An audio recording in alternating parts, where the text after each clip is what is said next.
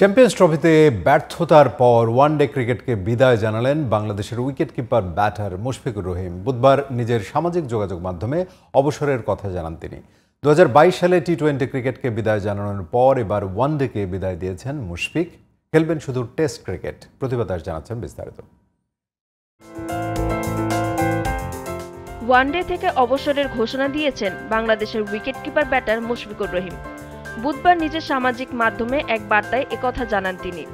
টি-20 ক্রিকেটকে বিদায় জানিয়েছিলেন 2022 সালে, আর এবার ওয়ানডে। এখন শুধু টেস্ট ম্যাচ খেলবেন সাবেক এ অধিনায়ক। এবারে চ্যাম্পিয়ন্স ট্রফিতে প্রথম ম্যাচে ভারতের বিপক্ষে প্রথম বলেই আউট হন মুশফিক। পরের ম্যাচে নিউজিল্যান্ডের বিপক্ষে বিদায় নেন মাত্র 2 রানে। সে ম্যাচে তার আউটের ধরনে প্রবল সমালোচনার জন্ম দেয় ক্রিকেট আঙ্গনে। সামাজিক যোগাযোগ মাধ্যমে অবসর ও চ্যাম্পিয়ন্স ট্রফিতে বাংলাদেশের পারফরমেন্স নিয়ে বলেন, আমি আজ ওয়ানডে ফরম্যাট থেকে অবসর ঘোষণা করছি। সবকিছুর জন্য আলহামদুলিল্লাহ।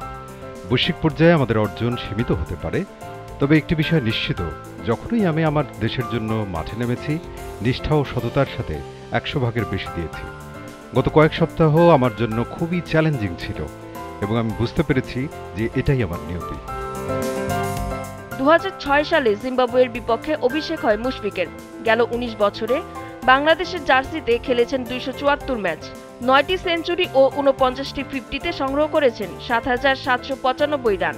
টাইগার ব্যাটারদের মধ্যে তার চেয়ে বেশি স্কোর শুধু তামিম ইকবালের, 8357 রান। 2011 থেকে 2014 সাল পর্যন্ত বাংলাদেশ দলকে নেতৃত্বও দেন মুশফিকুর রহিম। প্রতিভা দাস, জিটিভি নিউজ।